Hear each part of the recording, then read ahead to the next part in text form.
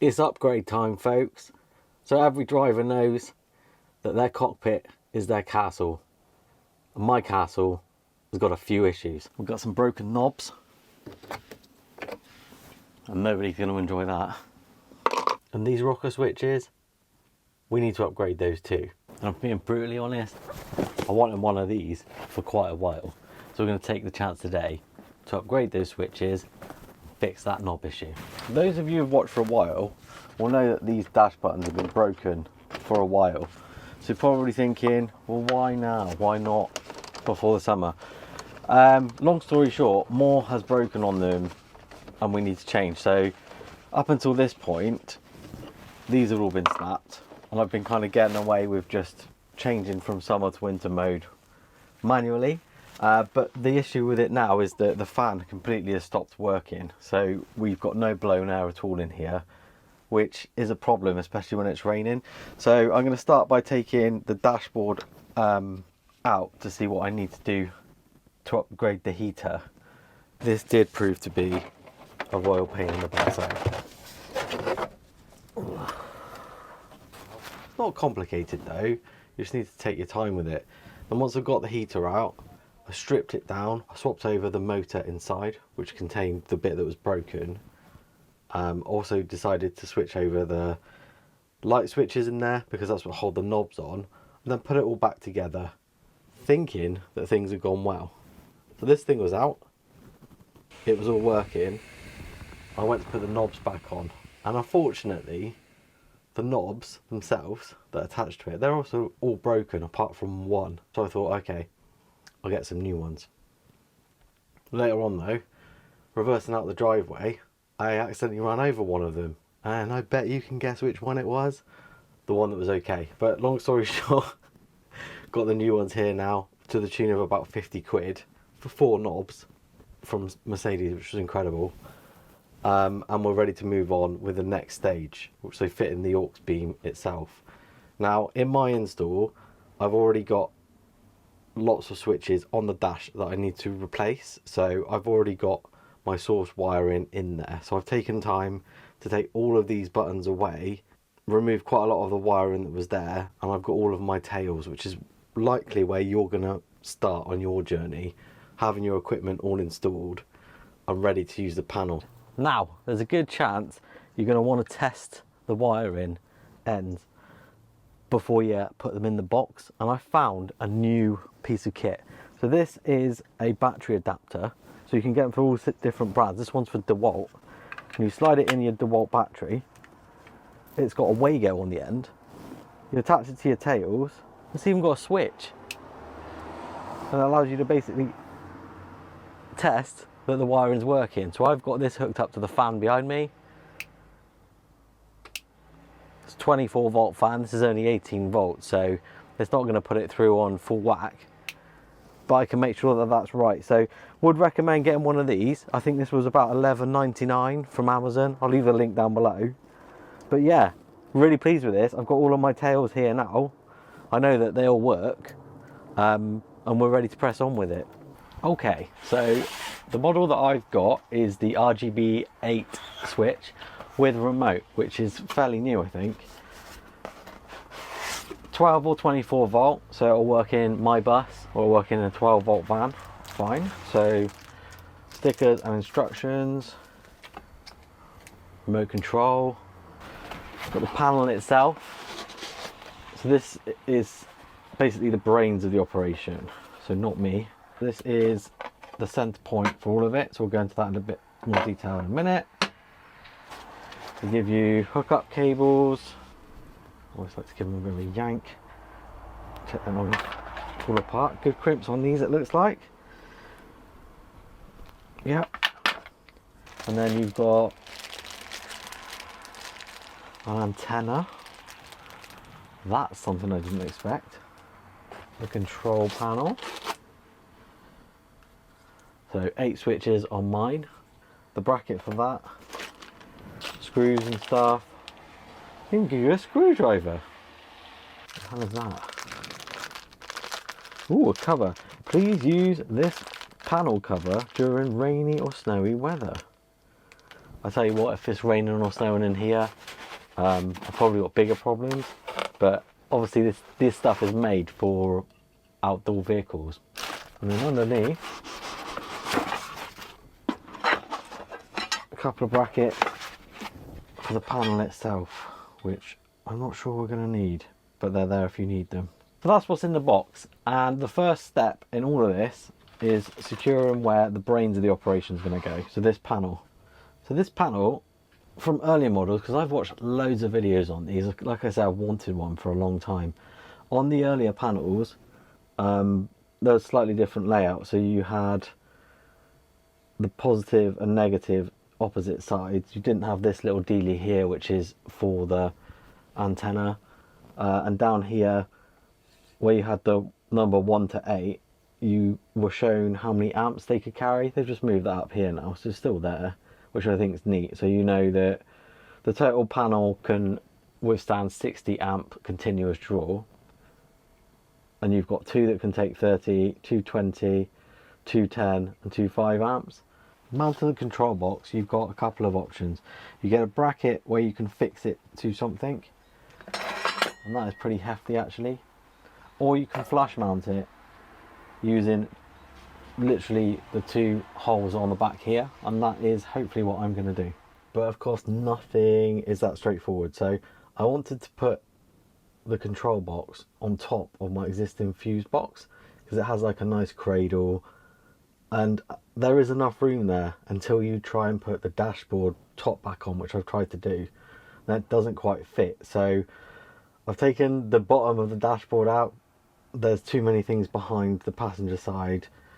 It's not an option either on the driver's side, so I'm having to be creative. I've got basically one of 2 options. I could extend all of the internal cables, run it into the engine bay and put it in there, which seems a little bit of a nonsense to do that, or I could put it in the existing glove box, which sounds a bit wacky because it limits glove box space, but the way I figure it, I'm less likely to take that out in the future, and if I did, I could undo all the cables, and then it's still accessible in terms of changing fuses. So I think that's the option I'm going to go with. Alright, welcome to the workshop. It comes with mounting stuff, like I said, but because of where I'm going to put it, and because actually I want to try and not use those heavy brackets, doing a couple of things. So I'm just drilling out brand new nice switch panel that's replaced all the switches I've just got, so I can mount the actual switch itself. So what I've done is just drilled out a hole that will be concealed behind the panel for the cable to pass through. That one. So then in the glove box itself, I need to do a similar thing for the cables to pass through. So I'm just going to use a 19mm hole saw on either end of the hole that I want to make, and then just join it together. It was a bit weird just chopping into perfectly good stuff, but I think there's method in my madness. One bonus of doing this, I reckon it's gone back together, touch wood, much tighter than when I took it apart. So everything's much more solid. Second time's a charm, I guess. So you can see how I have cut out a slot in the back of my glove box, and it corresponds with the cable entry in the bottom here. So I'm just going to feed all of these through quickly in the bottom so they're nice and neat, and mount the panel. Okay, so ignoring the fact that I've got these cables to cut and tidy, we'll do that in a sec. First step AuxBeam recommends you to do is to fit the accessory cable wire. So they do give you one of these jumper cables to go into your fuse box. What I've decided to do instead is fit just my own ignition live. So I found a suitable ignition live source and I've run it to this small cable, and all I need to do is to plug it in to this accessory pin at the top. Next step is to connect your red positive to the battery. I have taken it from a different source again, behind where my fuse box is, so where the main feed comes in, and then it runs through to a breaker, and then from the breaker it comes through to the fuse box. So you can see here that I've got my breaker in front of my fuse box, nicely mounted with a cover ready to go on, and importantly, I've got the breaker off at the moment. And then what you need to do is fit it to this post on the fuse box itself. Next thing, no surprise probably, is to fit your negative feed. So this should run back to your battery a bit like this. And you also notice that I've run the connector for the switch panel itself. Zip tie, totally optional. Next step, add your accessories. So I'm going to wire them in. You'll notice that on here you've got positive and negative terminals. It's best to run them back to here. If you've got stuff installed like I already have in the bus, you might have local body earths, and as long as they're good, you can run just the positive cable to here, which is why I've got a flexible triple core in here. It is 12-volt cabling, not your standard stuff that you'd find in a house. So I bought that specially. Gonna wire this in now, taking it from this mess to this neatness. Okay, so it's all in there neat now. Last thing to go on here is the little antenna for the remote control.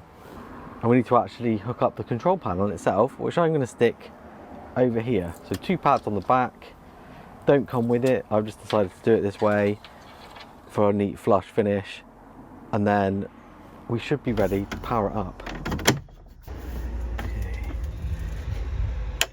There it is. There we go. All right, we should have stuff that works now. Let's turn it all on. Oh, fan. Light. Floodlights. Right, we're going. Let's go check that it all works. Obviously, it's a bit hard to tell what's what at the moment. Up here we have spotlights and strobes. They look very bright in the day.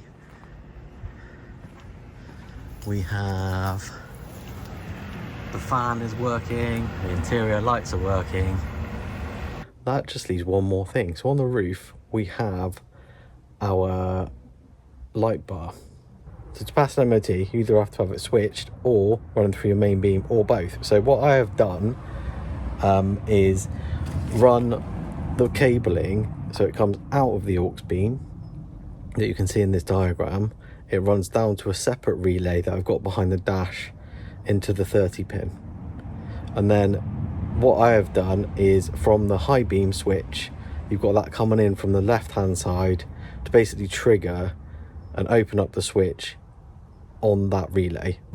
And that allows the power to flow up through to the light bar itself, meaning that effectively I've got it on a switch and on the dip itself. So if I've got the choice basically, which is what I wanted.